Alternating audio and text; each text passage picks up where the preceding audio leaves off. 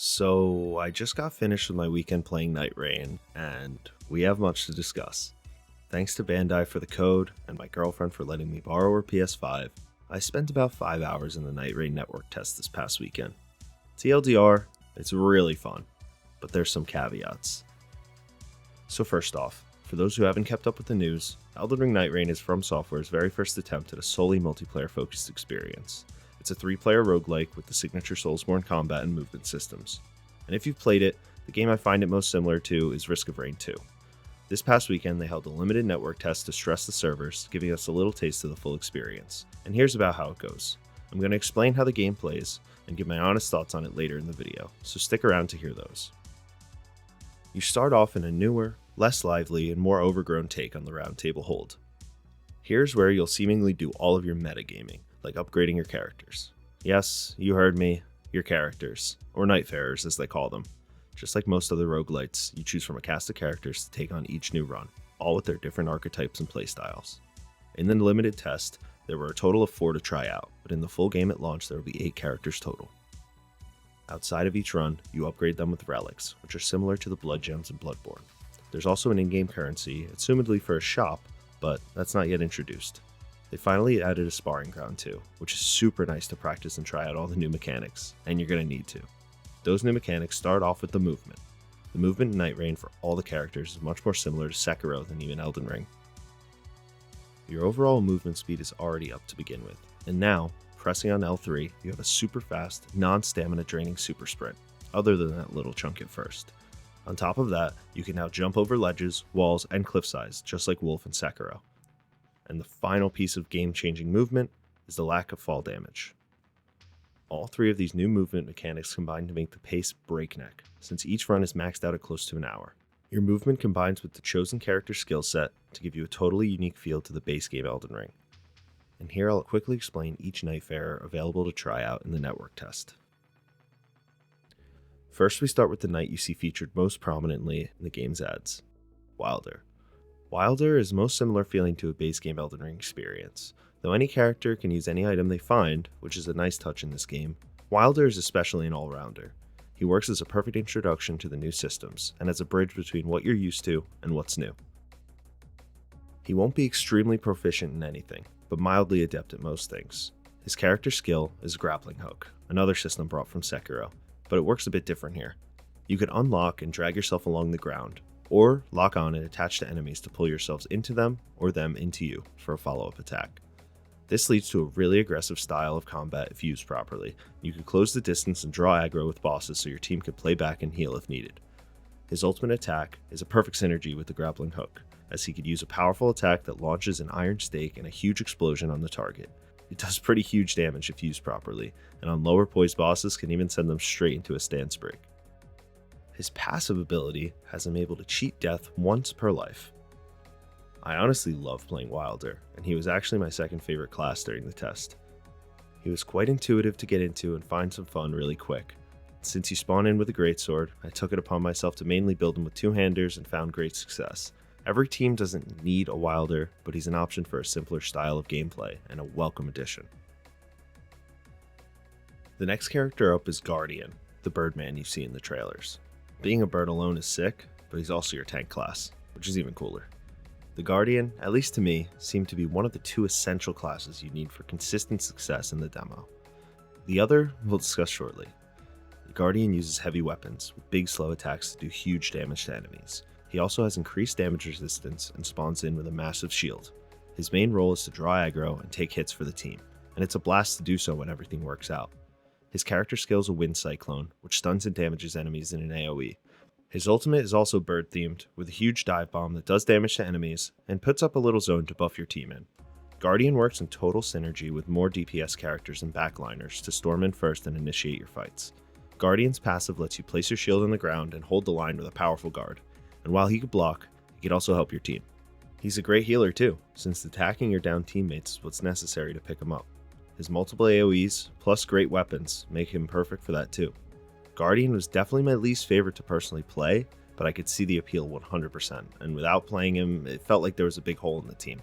He could do crazy work with his toolset if you play him right, and it's really dope.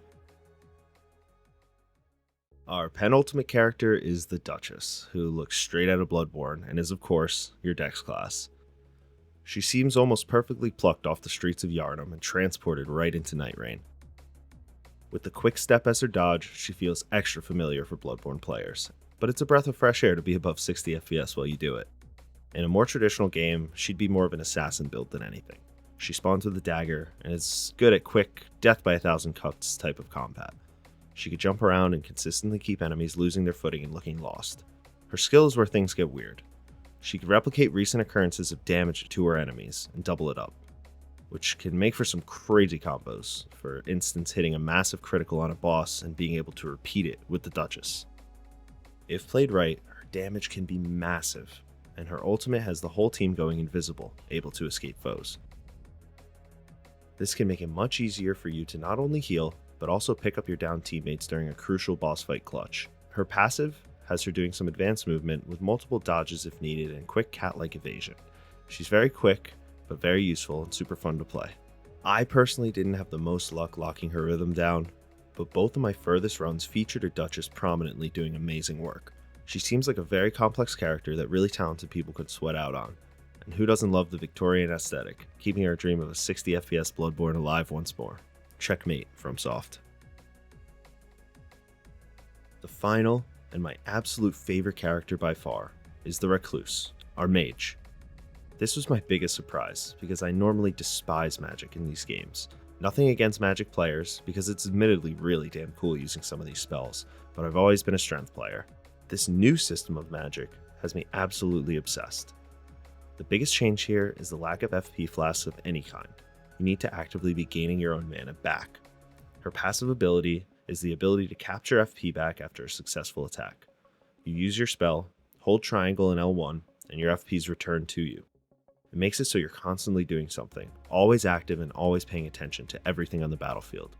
When storing FP back, your skill also allows you to capture and store recent elemental effects applied to your foes. For example, if your Wilder hits an enemy with a flame grease sword, you could suck the fire element back into your magic storage instead of FP. Once you store 3 elements, you create a magic cocktail, which varies a ton by its configuration and does big damage to your enemies. It's so cool. Your ultimate is no joke either, for you could do a massive blood ritual, you mark whoever you casted it on, and now your teammates can lifesteal them for 10 seconds. Not only are you invincible during the ult, but now your entire team can heal. Match this with your ability to pick up down teammates from range, and you get a combo leading to by far the most important character in any run. Anytime you play without a Recluse, it does not feel complete. It's the class with the most variation, but the lowest health, making it a more advanced character to play. It's really amazing, and a nice glass cannon. And I hope their magic system switches completely to this, honestly, because I'm really in love. All these characters are going to be joined by 4 more, who we've seen brief glimpses of in the trailers, and seem to follow their own unique archetypes too. With that out of the way, what is Nightreign, and how does it play? Well, after your learning session in the round table, you queue up for a game.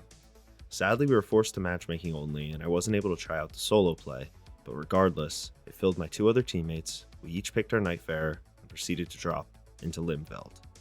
You fly in on a bird over the map, just like a battle royale, but you can't steer it and choose a landing point, at least not in a network test. It may change later. Once down on the new map, you have 15 minutes per in-game day to run around, level up, find weapons, and kill your mini-bosses. This game will be procedurally generated to my knowledge, but the test seeds seem to remain stagnant for the most part. Scattered throughout the map are castles, churches, soldier camps, and all the normal things you'd expect in the lands between. Everything's familiar, all the enemies are straight out of Elden Ring and its DLC. The quantity and density of enemy packs is raised considerably though, to adjust for the 2 extra players you'll be with. One other big change is their massive health pools. Every mini-boss has tons and tons of health, from the golden hippopotamus to a normal field dragon. They're all tanky. As you and your team explore, the main goal is to get levels. Leveling up is very simple, and honestly, for the time constraints given, I think it works pretty well. You get runes and spend them on a set level up where the game automatically adjusts all of your stats. This simplifies the whole process and gives you a big health and damage boost quite quickly to keep it from feeling too daunting. When you die, anytime during the day cycle, you lose 1 level and your runes go to the enemy that killed you, a la Bloodborne. This leads to a constant progress and lack of stagnation, which gives each run a fast pace. The other upgrade to look out for during the day is your boss rewards. Mini bosses like the Wormface or Field Dragons will drop powerful upgrades when slain. You'll always get a choice of 3 things, being either new weapons, staffs, or a passive upgrade to your characters, like boost to rune acquisition or stamina regen. Just like a typical roguelite, you get to adjust your build as it goes on, and it gives you a reason to explore the map efficiently and quickly. After your initial 15 minutes are up, the sun sets, the circle closes in, and you and your team are hopefully ready to take on your first real challenge. The end of each day features a main boss to slay, and here's where things get a bit wacky. The main boss could either be from Elden Ring proper, like the Demi-Human Queen and Demi-Human Swordmaster, or they could be a boss from previous FromSoft games. The only one featured in the test being the Centipede Demon, of all things, from Dark Souls 1. It's so weird seeing this boss moving fast, with HD textures and new attacks, and I think I love it. Those 2 examples were the only available Night 1 bosses, but I could assume the full game will have tons more, with the same difficulty level of these 2 being the easiest of the game's final bosses.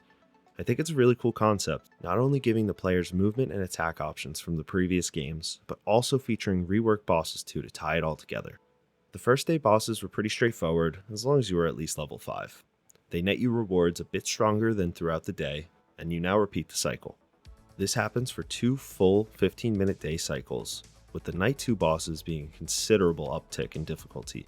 The 2 featured here were either a new and improved version of Margit, or a really tough trio fight with the Draconic Tree Sentinel and 2 Cavalrymen. This here is the real filter for your teamwork, and to be completely honest, I was actually never able to make it past this section. This has nothing to do with the quality of the content or unfairness of the game. Simply, I was just paired with some quite unskilled teammates and was still learning the game myself the few times we made it to Night 2. It doesn't help I was only able to get in 1.5 of the allotted play sessions either. But nonetheless, once you defeat your Night 2 boss, comes a final day of upgrades to prepare for your Night Lord. There will be 8 total Night Lords at launch, which are the final challenge of each run, all seemingly being completely original bosses designed to target all 3 players and be a real challenge. I don't have any footage of my own of this final boss since I never made it there, but you can see him on screen here, and it's quite the spectacle for sure. This is the basic gameplay loop, and of course there's more, like some random encounters with Margit or a swarm of ants spawning on you in the overworld, or even the merchants found around the world. For the most part, your day-night cycle with boss battles is the real meat and potatoes of the experience. Now to give my personal thoughts on all of it.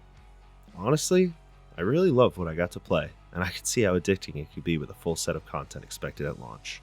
I love how fast it plays, and how you could finally team up with your friends outside of the seamless co-op mod. All the love I had for the Radahn fight in Elden Ring is basically every boss in this game, which is really cool.